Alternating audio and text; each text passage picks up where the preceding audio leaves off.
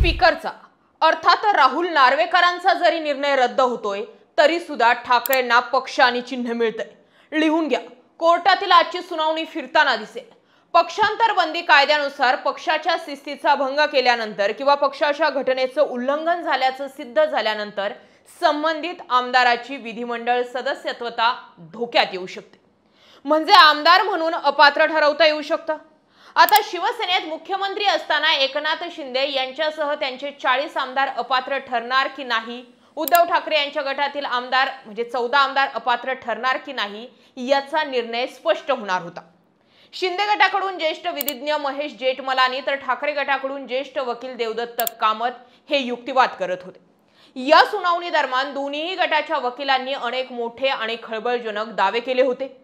एकनाथ शिंदे यांच्यासह सुरुवातीला 16 आमदार आणि नंतर शिवसेनेचे 24 आमदार सुरत आणि गुवाहाटीला गेले, परंतु असं करत असताना या आमदारांनी पक्षांतर बंदी कायद्याचं उल्लंघन केलेलं नाही असा युक्तिवाद शिंदे गटाच्या वकिलांनी केला होता।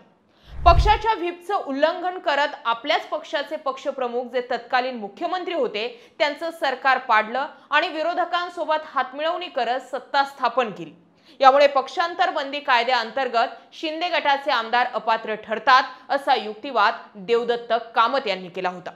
या सुनावणी दरम्यान पक्षाचा व्हीप बजावण्याची कायदेशीर प्रक्रिया 21 जून आणि 22 जून 2022 रोजी तत्कालीन मुख्यमंत्री उद्धव ठाकरे यांनी बोलावलेली बैठक, शिंदे गटाच्या आमदारांचा सुरत ते गुवाहाटी प्रवास आणि नंतर भाजप सोबत सत्ता स्थापना आणि 3 जुलै 2022 रोजी विधानसभा अध्यक्ष पदासाठी केलेलं मतदान हा संपूर्ण घटनाक्रम महत्त्वाचा ठरला होता।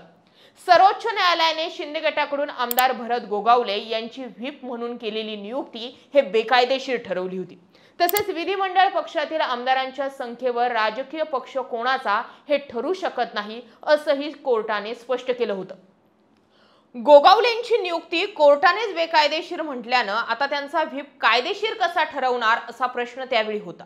पक्षात बंड झालं किंवा फूट पडली असा निकाल दिल्यास मात्र एका गटाचे आमदार अपात्र ठरू शकत होते किंवा त्यांना दुसऱ्या पक्षात विलीन व्हावं लागणार होतं।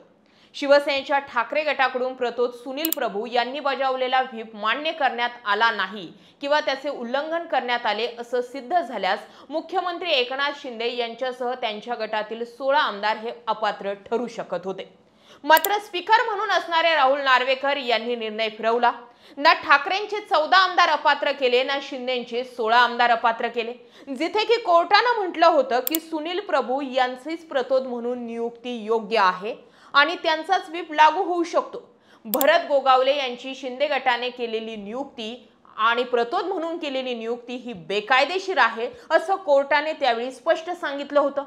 मग आता जर या व्हीपचा विचार करायचा ठरला तर सुरुवातीला सुनील प्रभू यांनी व्हीप बजावला होता आणि त्यांच्या व्हीपनुसार एकनाथ शिंदेसोबत सुरत गुवाहाटी प्रवास करणाऱ्या पहिल्या 16 आमदारांना अपात्र ठरवलं जाऊ शकत होतं। जर एकनाथ शिंदेसोबत गेलेले 16 आमदारच अपात्र ठरत होते तर एकनाथ शिंदे यांची मुख्यमंत्री म्हणून झालेली नियुक्ती आणि त्यांच्या सोबत गेलेले आमदार यांचं बंड बेकायदेशीर ठरवलं जात होतं। बरं, तसं करायचं नव्हतं आणि एकनाथ शिंदे यांनी म्हणजे यांच्या प्रतोद भरत गोगावले यांनी बजावलेला व्हीप योग्य आहे असं जर राहुल नार्वेकरांचं मत होतं तर मग ठाकरेंसोबत असलेले 14 आमदार अपात्र ठरणार होते। मात्र इथेच खरा घोळ जो आहे तो राहुल नार्वेकरांनी केला। ना ठाकरेंचे आमदार अपात्र ठरवले ना एकनाथ शिंदेचे आमदार अपात्र ठरवले। आता जर दोन्ही पक्षातील आमदार अपात्र नाही तर याचा अर्थ असा की दोन्ही पक्ष अधिकृत आहेत। मग दोन्ही पक्ष अधिकृत आहे तर मग त्या अधिकृत पक्षांचं चिन्ह आणि पक्षाचं नाव हे एका गटाला कसं दिलं जाऊ शकतं एवढा आणि एवढाच प्रश्न जो आहे तो या सुनावणीमध्ये। आता यामध्ये जर राहुल नार्वेकर यांनी दिलेला निर्णय म्हणजे ना ठाकरेंचे आमदार अपात्र ना शिंदेचे आमदार अपात्र हा निर्णय जर रद्द होतोय आणि कोणा एकाचेच आमदार जे आहेत ते पात्र आणि दुसऱ्या व्यक्तीचे आमदार म्हणजे दुसऱ्या पक्षाचे आमदार अपात्र असे ठरवलं जातंय तर आणि तरच शिवसेना पक्ष आणि चिन्हाबाबतचा निर्णय होऊ शकतो। त्यामुळे आजच्या होणाऱ्या सुनावणीमध्ये जर एकनाथ शिंदे किंवा उद्धव ठाकरे यांच्या वकिलांकडून हा महत्त्वपूर्ण युक्तिवाद केला जातोय किंवा खंडपीठ स्पीकर म्हणून राहुल नार्वेकर यांनी दिलेला निर्णय जर रद्द ठरवताय तर लिहून घ्या, आजची सुनावणी फिरते. फक्त स्पीकर म्हणून राहुल नार्वेकरांचाच निर्णय जो आहे तो रद्द ठरवायचा. आता त्यासाठी वेगवेगळी प्रोसेस आहे. विधानसभा अध्यक्षांच्या कामकाजामध्ये सुप्रीम कोर्ट हस्तक्षेप करू शकतं की नाही, हा तयार झालेला पहिला प्रश्न आहे. नियुक्त्यांच्या बाबत जर निर्णय घ्यायचा असेल तर जर एकनाथ शिंदे आणि उद्धव ठाकरे यांच्यामध्ये उद्धव ठाकरेंचे प्रतोद सुनील प्रभू यांनीच बजावलेला व्हीप हा योग्य आणि कायदेशीर आहे आणि प्रतोद म्हणून सुनील प्रभू यांचीच नियुक्ती कायदेशीर आहे, हा सुप्रीम कोर्टाने या आधी दिलेला निर्णय जर आजही तंतोतंत लागू करायचा ठरला तर एकनाथ शिंदे आणि त्यांच्या सोबतचे आमदार अपात्र होतात आणि होतातच. आणि त्यामुळे असीम सरोदे हे जे दावा करतायत की लोकशाही मार्गाने जर सुनावणी झाली तर पक्ष आणि चिन्ह आपल्याला मिळू शकते. अर्थात एकनाथ शिंदे सुद्धा या विषयामध्ये कच्चे खिलाडी नाहीयेत.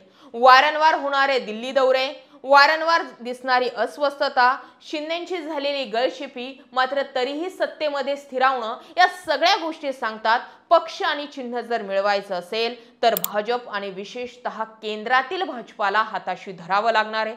आणि त्यामुळे आजही एकनाथ शिंदेची दुपटी नस जी आहे ती भाजपाच्या हातात आहे. परंतु याला आणखी एक वेगळा अँगल देता येऊ शकतो.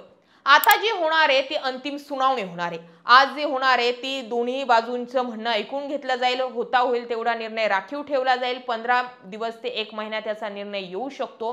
पण आता जस्टिस सूर्यकांत यांनी याचा थेट अंतिम निर्णय देणार असल्याचं स्पष्ट केल्यामुळे या विषयाचे एक घाव आणि 2 तुकडे होऊ शकतात. सरन्यायाधीश भूषण गवई यांच्यावरती बूट भिरकावणं असू द्यात किंवा भूषण गवई यांनी या अगोदर केलेल्या टिप्पण्या लक्षात घ्या, या सगळ्या गोष्टी जर बघितल्या तर भूषण गवई यांनी सुद्धा या विषयाला जोर लावलाय असं म्हणायला जागा उरते. कारण याआधी उद्धव ठाकरेंकडून भूषण गवई यांना एक पत्र दिलं होतं आणि एक घाव 2 तुकडे करा, आम्ही न्यायाच्या प्रतीक्षेत आहेत असं म्हटलं होतं. आता सुप्रीम कोर्टाच्या या निर्णयाकडे फक्त महाराष्ट्राचं नाही तर देशाचं लक्ष लागणार आहे.